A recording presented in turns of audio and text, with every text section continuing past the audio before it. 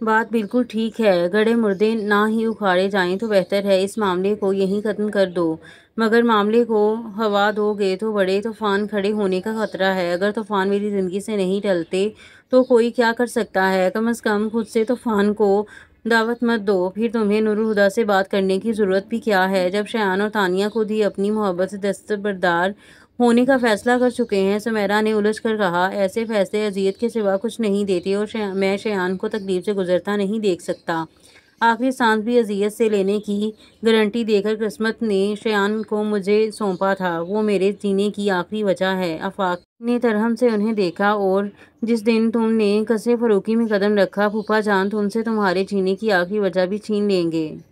تو کیا کروں؟ اپنے بیٹے کی زندگی گروی رکھ کر اپنی سانس ادھار مانگ لوں؟ مجھے یہ سودا منظور نہیں، وہ دو ٹوک انداز میں بولے۔ پھر کہا، ملیحہ کہا کرتی تھی، محبت بوجھ نہیں ہوتی، پھر بھی جھکا دیتی ہے۔ میں جاننا چاہتا ہوں اس کی بات میں کتنا سچ ہے۔ شایان اپنے گھر کے پورچ میں پولیس جیپ روک کر اترا اور لمبے لمبے ڈگ برتا اپنے کمرے میں آ گیا۔ شرٹ کے نیچے جسم کا وہ حصہ جہاں اس نے تانیہ کے آنسوؤں کی نمی محسوس کی تھی، اب بٹی کی طرح سلگ رہا تھا۔ شرٹ پینٹ سے باہر کھینچ کر اس نے گریبان کے بٹن کھول دیے اور دوسرے ہاتھ سے اپنے شانے کو مسلنے لگا، مگر سانس کی آمد و رفت بدستور مشکل ہی رہی۔ اندرونی کشمکش جنون کا روپ دھار چکی تھی۔ اس نے اپنے ہاتھ کا مکہ بنا کر ایک ڈانٹ کے ساتھ سامنے دیوار پر دے مارا۔ اب وہ پاگلوں کی طرح چلاتے ہوئے دیوار پر مکے برسا رہا تھا۔ اس کے دونوں ہاتھ زخمی ہو چکے تھے اور ان سے خون بہنے لگا تھا۔ پھر بھی وہ رکا نہیں۔ اس کے توانا بازوؤں کی طاقت سے دیوار کا پینٹ تک اکھڑ چکا تھا، مگر دیوانگی تھی کہ کم ہونے کی بجائے بڑھتی جا رہی تھی۔ اب اس نے کمرے میں رکھی چیزوں کو اٹھا اٹھا کر پھینکنا شروع کیا۔ اس کا دل چاہ رہا تھا پوری دنیا کو تہس نہس کر دے۔ کرسیوں کو اس نے اپنی ٹھوکر سے الٹ کر رکھ دیا، بیڈ پر سے تکیے اور چادر ہوا میں اچھال دیے۔ سائڈ ٹیبل سے لیمپ اٹھا کر دیوار پر مارنے کا ارادہ تھا کہ اس کے تار میں الجھ کر ساتھ رکھا فریم ٹیبل پر الٹ گیا۔ امی لیمپ چھوڑ کر اس نے ملیحہ کی تصویر والا فریم دونوں ہاتھوں میں کسی قیمت مگر نازک شے کی طرح احتیاط سے پکڑ لیا اور اپنی آستین سے فریم کے شیشے کو صاف کر کے چومنے کے بعد سینے سے لگاتا کمرے کے وسط میں آ کر فرش پر بیٹھ گیا۔ دیوانگی آنسوؤں میں ڈل گئی تھی۔ تصویر پر ہاتھ پھیرتا ہوا وہ سرگوشیوں میں کہہ رہا تھا، کتنے آرام سے آپ مجھے چھوڑ کر چلی گئیں۔ اپنے وجود کے حصے سے کوئی ایسے بے نیاز ہوتا ہے زندگی کے ہر پل میں نے آپ کی کمی محسوس کی ہے۔ کہتے ہیں اولاد تکلیف میں ہو تو ماں قبر میں بھی بے چین ہو جاتی ہے۔ آج میں اپنی زندگی کی سب سے بڑی تکلیف سے گزر رہا ہوں کہ آپ چین سے ہیں۔ کیسی ماں ہیں کہ کبھی مجھے گود میں نہیں لیا، کبھی مجھے لوری نہیں سنائی، میں ٹھوکر کھا کر گرتا تو کبھی آپ کے ہاتھ مجھے تھامنے کو نہیں بڑھے۔ ترس گیا ہوں آپ کے احساس کو، پر کیا آج بھی مجھے آپ کی آغوش نہیں ملے گی؟ امی، میں آپ کا بیٹا ہوں، آپ کیسے میری تکلیف پر چپ رہ سکتی ہیں؟ آج تو آ جائیں۔ کیا مجھے اتنا بھی حق نہیں ہے کہ اپنی ماں کے گلے لگ سکوں؟ ملیحہ کی تصویر کو سینے میں بھینچ کر وہ پھوٹ پھوٹ کر رو پڑا۔ آئی ایم مسنگ یو ماما۔ اب تک اپنی زندگی آپ کے بغیر ہی جیتا آیا ہوں، پر آج آپ کے بغیر نہیں رہ پاؤں گا۔ ایک بار تو آ کر مجھے سینے سے لگا لیں۔ امی پلیز، مائیں قیامت کے دن اپنی اولاد کو دودھ کی بہتی داریں بخشیں گی۔ میں کیا روز محشر بھی خالی دامن لے کر آپ کے پاس آؤں گا؟ کچھ تو میرے پاس بھی ہو امی۔ امی پلیز امی، اللہ کے لیے۔ وہ 27 سال کا بھرپور جوان ماں کو پکارتا چھوٹے بچے کی طرح مچل مچل کر اونچی آواز میں رو رہا تھا۔ تبھی اس کے دل میں دبی شدید خواہش نے واہمے کا روپ دھار لیا۔ کھلی کھڑکی سے آتی ہوا نے اس کی پیشانی پر بکھرے بالوں کو سمیٹا تھا، مگر شایان کو اس ہوا پر نرم انگلیوں کے لمس کا گمان ہوا تھا۔ پھر اسے محسوس ہوا تھا کہ انہی انگلیوں نے اس کے چہرے پر سے نمی کو سمیٹا۔ اس نے سختی سے بھینچی اپنی آنکھوں کو دھیرے سے کھول دیا۔ آنکھوں کی دھندلاہٹ نے ایک پیکر کو تراشا تھا۔ امی، اس کی آواز میں اتنا سکون تھا جیسے بھیڑ میں بچھڑے بچے کو اچانک ہی ماں نظر آ جائے۔ ملیحہ نے جھک کر اس کی پیشانی پر ہونٹ رکھ دیے۔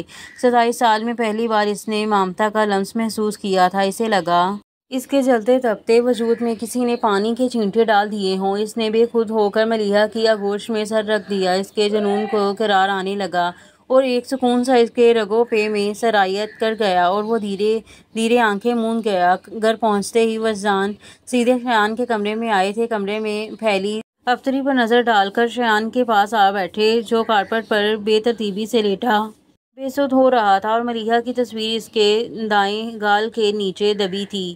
اس کے دونوں ہاتھوں کی پشت پر جمے خون کو دیکھ کر وجدان کی پیشانی پر شکنیں ابھر آئیں۔ ماں پر گیا ہے اس کی دیوانگی بھری جذباتیت پر وجدان ہمیشہ یہی جملہ دہراتے تھے۔ وہ اٹھ کر اپنے کمرے میں آئے اور الماری سے فرسٹ ایڈ باکس نکال کر کچن میں آ گئے۔ اسٹیل کے برتن میں تھوڑا سا پانی گرم کیا، پھر اسے ہولڈر سے پکڑ کر واپس شایان کے پاس آ گئے اور نیم گرم پانی میں ڈیٹول ملا کر روئی بھگو کر اس کے ہاتھوں پر سے زخم صاف کرنے کے بعد فرسٹ ایڈ باکس سے مرہم نکال کر لگایا، پھر دونوں ہاتھوں پر باری باری پٹی لپیٹ دی۔ اس کام سے فارغ ہو کر وہ اٹھے اور تکیہ تلاش کر کے شایان کے سرہانے روزانوں ہو کر بیٹھے اور آہستہ سے اس کا سر اپنی گود میں لے کر ملیحہ کی تصویر اس کے گال کے نیچے سے نکالی اور تکیہ رکھ کر اس کا سر تکیہ پر ڈال دیا۔ پھر وہیں بیٹھے شایان کے بالوں میں انگلیاں چلانے لگے۔ آج وجدان کو بھی ملیحہ بہت شدت سے یاد آ رہی تھی۔ اگلے دن تانیہ دن چڑھتے سوتی رہی، کیونکہ چھٹی کا دن تھا اس لیے کسی نے جگایا بھی نہیں۔ 12 بجے اٹھی تو ناشتے میں صرف چائے کا کپ ہی لیا اور بعد میں سب کے ساتھ دوپہر کا کھانا کھایا۔ کسی بھی طرح کے سوال جواب سے بچنے کے لیے وہ سارا وقت عمیر اور عزیر کے ساتھ رہی اور کھانے کے بعد خود ہی کرکٹ کھیلنے کا پروگرام بنا لیا۔ عزیر بیٹنگ کر رہا تھا، نور الہدیٰ بولنگ کرا رہے تھے، تانیہ اور عمیر فیلڈرز تھے اور بابا جان امپائر۔ مریم اسٹینڈ میں بیٹھے شائقین کی طرح نعرے لگا رہی تھیں، شاباش، چھکا لگاؤ اس بال پر، جب تک نور الہدیٰ خود بے ہوش ہو کر نہ گر پڑیں، وکٹ نہیں چھوڑنا۔ باؤلنگ کے لیے بھاگتے نور الہدیٰ رکے اور ان کی طرف دیکھ کر کہا، او بیوی، اللہ کا خوف کرو، شوہر کا بہت حق ہوتا ہے۔ وہ ترقی با ترقی بولیں، میں صرف بیوی ہی نہیں ماں بھی ہوں، اور ماں کے لیے اولاد سے بڑھ کر کچھ نہیں ہوتا، یہاں تک کہ بچوں کا باپ بھی نہیں۔ کم آن عزیر، آج ذرا اپنے باپ کے چھکے تو چھڑاؤ، اداس مت ہو پاپا۔ نور الہدیٰ کی اتری شکل دیکھ کر تانیہ ان سے بولیں، بیوی نہ سہی پر بیٹی آپ کے ساتھ ہے۔ Thank you your sweetheart. وہ مظلومیت سے بولے، مینشن نوٹ، بس آپ جلدی سے عزیر کو آؤٹ کر دیں، پھر میں بیٹنگ کروں گی۔ عمیر گھور کر بولا، دیکھا پاپا، یہ لالچی خاتون آخر آپ کا ساتھ کیوں دے رہی ہے؟ ادھر آؤ، تمہیں بتاتی ہوں۔ وہ ناک پر اینک صحیح کر کے عمیر پر جھپٹی، جس کو مار کٹائی کرنی ہے شوق سے کر لے، پر یاد رکھنا کسی کو ایکسٹرا ٹائم نہیں ملے گا۔ Okay okay. بابا جان کی وارننگ پر سب اپنی پوزیشن پر واپس چلے گئے۔ نور الہدیٰ فاسٹ بولر تھے، لمبے رن اپ کے ساتھ انہوں نے بال پھینکی جسے عزیر نے لان سے باہر بھیج دی، and that's a success. Umpire نے کمنٹری کی اور مریم تالیاں بجانے لگی۔ بال کے پیچھے بھاگتی تانیہ نے سفید شلوار قمیض میں وجدان کو واچ مین کے ساتھ گیٹ پر دیکھا تو ٹھنک کر رک گئی، پھر فوراً اس نے پلٹ کر نور الہدیٰ اور بابا جان کی طرف دیکھا۔ وہ لوگ بھی وجدان کو دیکھ چکے تھے۔ نور الہدیٰ نے واچ مین کو آواز لگا کر کہا، آنے دو۔ وجدان اجازت ملتے ہی اس طرف آ گئے۔ تانیہ کو انہوں نے نظر انداز کر دیا تھا۔ نور الہدیٰ بھی کچھ قدم آگے بڑھ آئے۔ السلام علیکم۔ وجدان نے اپنائیت بھری مسکراہٹ کے ساتھ اپنا ہاتھ مصافحہ کے لیے بڑھایا، جسے تھامتے ہوئے نور الہدیٰ کے چہرے پر ویسی ہی اجنبیت تھی جیسی بابا جان کے چہرے پر تھی۔ وعلیکم السلام، کیسے ہیں ہادی بھائی؟ یہ ہادی کون ہے؟ عزیر نے آنکھیں نچا کر عمیر سے پوچھا۔ اس نے کندھے اچکا کر لا علمی کا اظہار کر، مگر نور الہدیٰ چونک گئے تھے۔ انہوں نے غور سے وجدان کے چہرے کو دیکھا اور پوچھا، آپ ہیں کون؟ انہوں نے دھیرے سے کہا، میرا نام وجدان مصطفیٰ ہے۔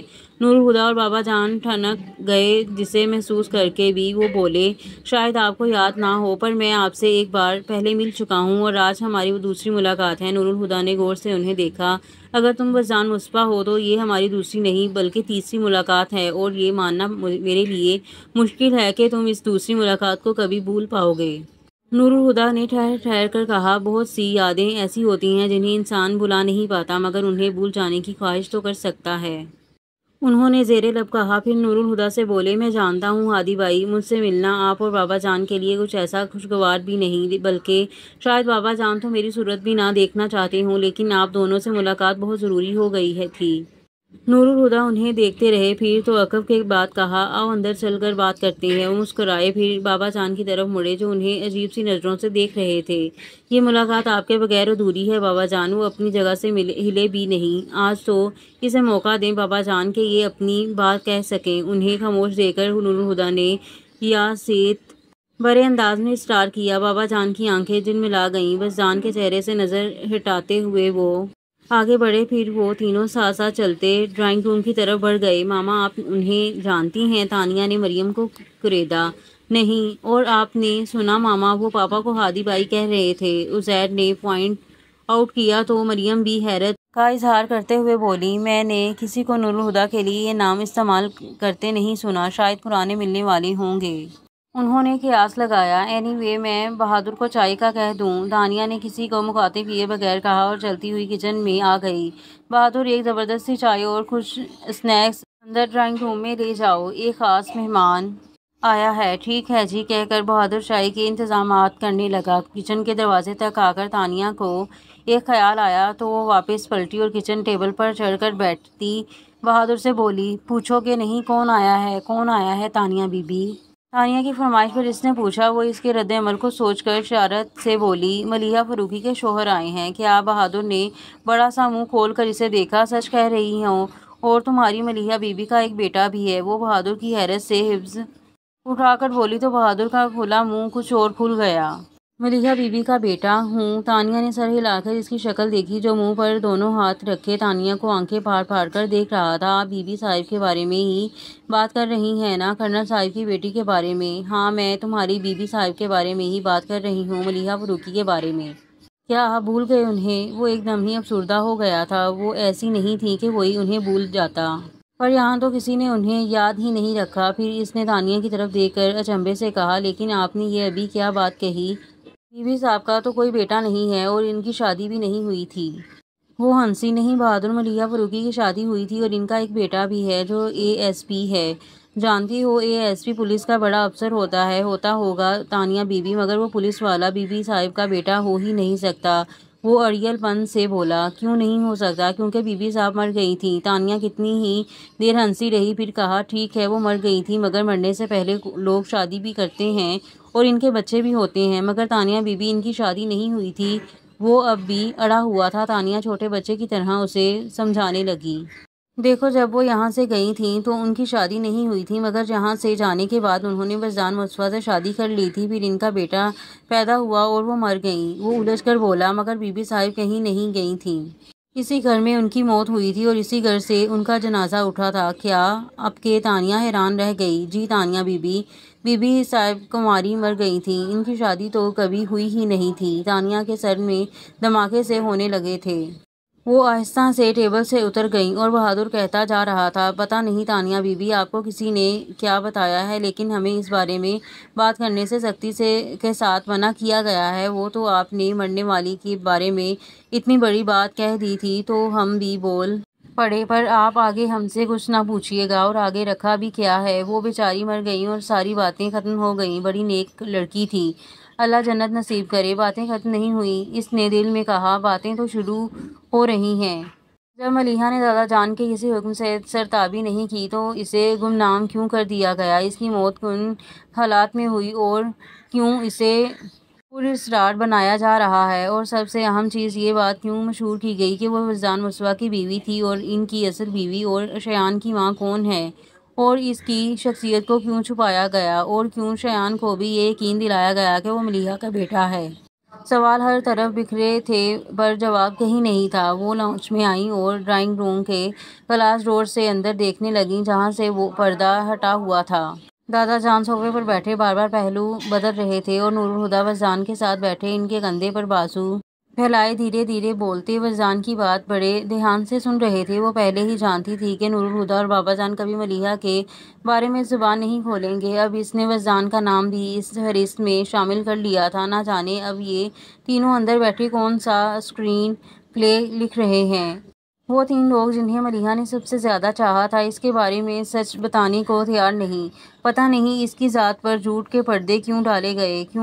کوئی ہے تو اسے بیٹی ماننے کو تیار نہیں اور کوئی کہتا ہے کہ وہ اس کے بچے کی ماں تھی۔ کیا گورکھ دھندا ہے؟ وہ چلتی ہوئی صوفے پر آ بیٹھی۔ کہانی کے 4 بنیادی کرداروں میں سے ایک موت کی آغوش میں چلا گیا اور باقی 3 جو بھی بولیں گے وہ سچ نہیں ہوگا، مگر شاید کہانی کا کوئی ثانوی کردار سچ بولنے پر آمادہ ہو جائے، جیسے سمیرا آف کورس، اس نے اپنے خیال کی تائید کی۔ سمیرا کو ضرور پتہ ہوگا کہ ملیحہ کی موت کیوں اور کیسے ہوئی۔ اگر یہ پتہ چل جائے تو باقی کی الجھنیں بھی سلجھ جائیں گی، لیکن سمیرا کو میں کہاں ڈھونڈوں گی؟ میں نے تو کبھی ملیحہ کے ننیال میں سے کسی شخص کو کثرے فروخی میں آتا جاتا نہیں دیکھا، تو پھر سمیرا سے میں کیسے ملوں گی؟ وہ سوچنے لگی۔ میری ممی شایان کی مدر کی کزن ہیں۔ تانیہ کو اچانک فائزہ کی بات یاد آئی اور اچھل کر اپنی جگہ سے کھڑی ہو گئی۔ او مائی گاڈ! فائزہ اور شایان کی مائیں آپس میں کزنز تھیں۔ شایان کی ماں کی حیثیت سے تو سب ملیحہ کو ہی جانتے ہیں، اور فائزہ کی ماں ہیں سمیرا آنٹی اور فائزہ آفاق، یعنی Sameera Afaq. It's really amazing! وہ ہنسنے لگی۔ میں 3 سال سے اس گھر میں جا رہی ہوں جس کے رہنے والوں کا رشتہ کثرے فروخی سے برسوں پہلے ختم ہو چکا ہے، اور جواد کی انگیجمنٹ والے دن آفاق انکل پاپا کے نام پر چونکے بھی تو تھے۔ شک کی تو کوئی گنجائش ہی نہیں۔ اور اب آگے کی کہانی سمیرا آنٹی سنائیں گی۔ وہ جوش میں چلتی اپنے کمرے سے گاڑی کی چابی اٹھا کر پورچ میں آ گئی اور کچھ ہی دیر میں وہ فائزہ کے گھر پر تھی۔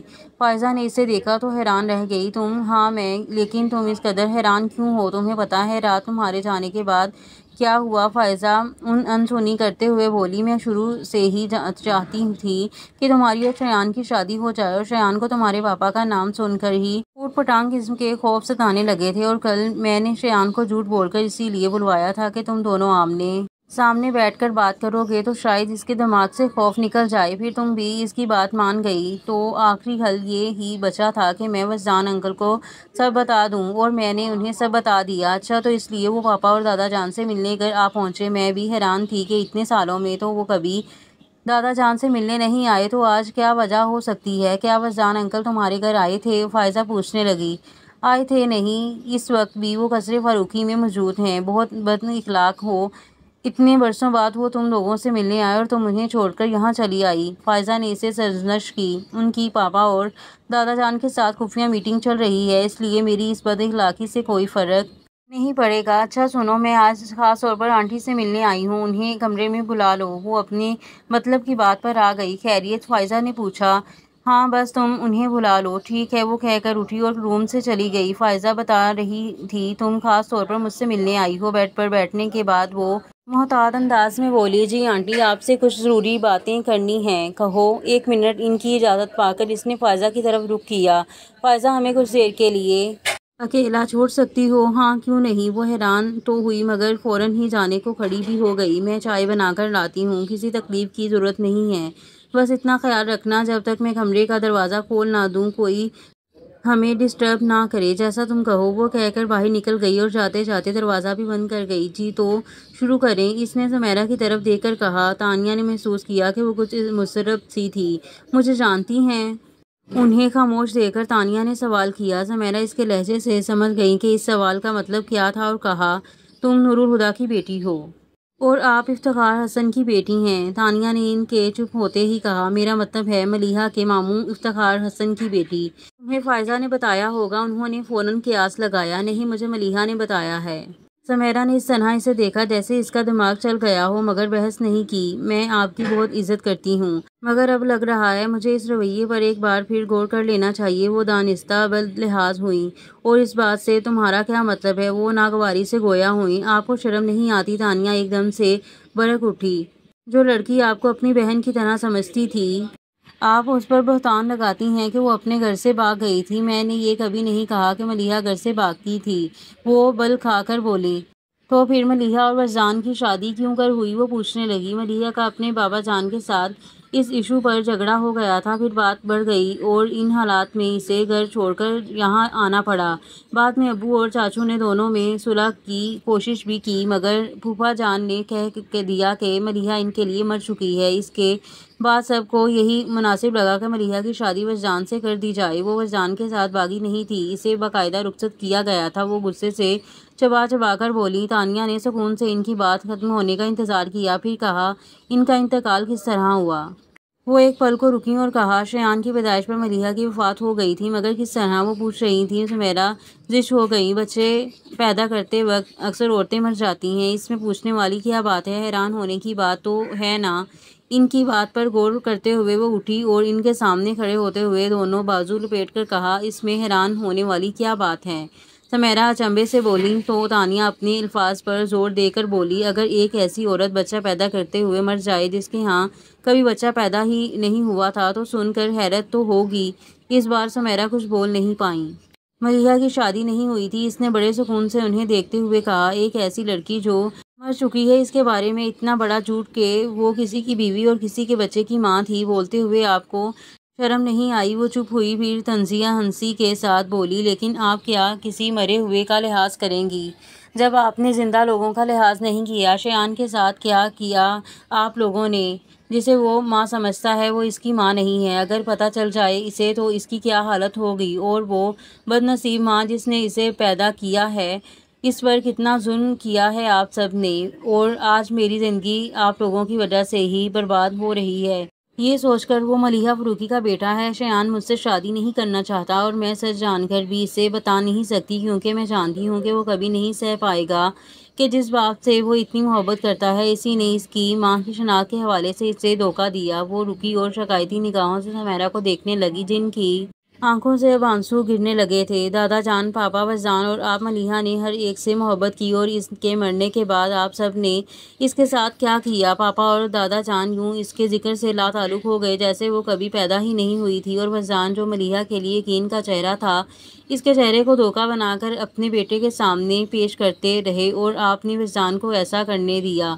کس قدر بد نصیب تھی وہ، اس نے کبھی سوچا بھی نہیں ہوگا کہ اس کے مرنے کے بعد اس کے ساتھ یہ سب ہو جائے گا۔ سمیرہ کے آنسو اور بھی شدت سے بہنے لگے، مگر تانیہ اس پر ترس کھائے بغیر بولتی رہی۔ جھوٹ کا یہ محل کھڑا کرنے کی کیا ضرورت تھی؟ بتائیں، میری اور شیان کی زندگیوں کو برباد کرنے کا آپ کے پاس کیا جواز ہے؟ جواب دیں۔ یا دینے کے لیے آپ کے پاس کوئی جواب بھی نہیں ہے؟ استہزائیہ انداز میں کہتے ہوئے اس کی آواز مزید تیز ہو گئی۔ آج تو آنسو بہا رہی ہیں، مگر جب ملیحہ کی موت کا تماشا بنا رہی تھیں اس وقت آپ کے آنسو کہاں تھے؟ میں نے ملیحہ کی موت کو تماشا نہیں بنایا، وہ چلا اٹھیں۔ ہاں، وہ بد نصیب تھی، مگر کسی نے بھی نہیں سوچا تھا کہ اس کے ساتھ یہ سب ہو جائے گا۔ پھر وہ آنسو پوچھے بغیر ہولے سے بولنے لگی، مجھے آج بھی یقین نہیں آتا کہ ملیحہ مر چکی ہے۔ کس نے سوچا تھا وہ اس طرح مر جائے گی؟ جتنے جی کبھی نہیں ستایا، اور مر کر سب کے لیے عمر بھر کا عذاب بن گئی۔ انہوں نے تانیہ کی طرف دیکھا، یہ کوئی پریوں کی داستان نہیں جسے سننے کے شوق میں تم یہاں چلی آئی۔ جانتی ہوں یہ پریوں کی داستان نہیں ہے، مگر پری کی داستان تو ہے جو جادو نگری میں کھو گئی۔ ان کے پاس بیٹھتے ہوئے تانیہ نے اس بار رسان سے کہا تھا۔ سمیرہ بھیگی آنکھوں سے اسے دیکھنے لگیں اور ادھیرے۔ اور یہاں پر ایپیسوڈ کا اختتام ہوتا ہے، اور ملتی ہیں اگلے ایپیسوڈ میں۔ تب تک کے لیے دیں مجھے اجازت۔ اللہ حافظ۔